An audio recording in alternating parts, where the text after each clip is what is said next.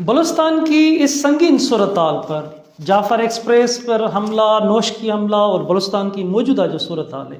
اس پر آج انتہائی اہم بڑا فیصلہ اسلام آباد میں ہونے جا رہا ہے بلوچستان کے اوپر کہ آپریشن کیا جائے یا بات چیت کی جائے۔ اس پر آج پارلیمنٹ کی قومی سلامتی کمیٹی کا اجلاس جاری ہے، جس میں وزیر اعظم نون لیگ کی قیادت، بلاول بھٹو اور اس کے علاوہ اس میں فوجی قیادت، عسکری قیادت بریفنگ دے گی کہ بلوچستان کی صورتحال ہے کیا، اس پہ کیا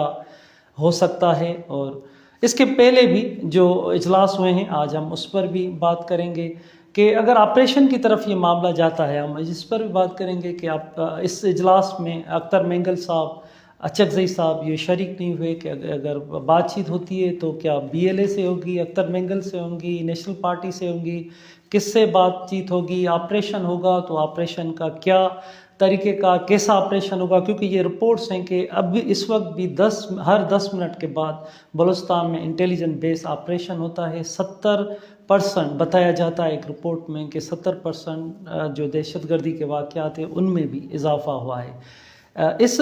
جعفر ایکسپریس اس واقعات کے بعد کوئٹہ میں اپیکس کمیٹی کا اجلاس، اور اس میں بھی فوجی قیادت نے جو بریفنگ دی اور اجلاسوں میں بتایا گیا کہ ان معاملات میں بیرونی ہاتھ جیسے کہ افغانستان، ایران، انڈیا ان کے ہاتھ بھی ہیں۔ تو آج کیا فیصلہ ہونے جا رہا ہے؟ پہلے بھی بات چیت ہوئی، آج ہم اس پر بھی بات کریں گے۔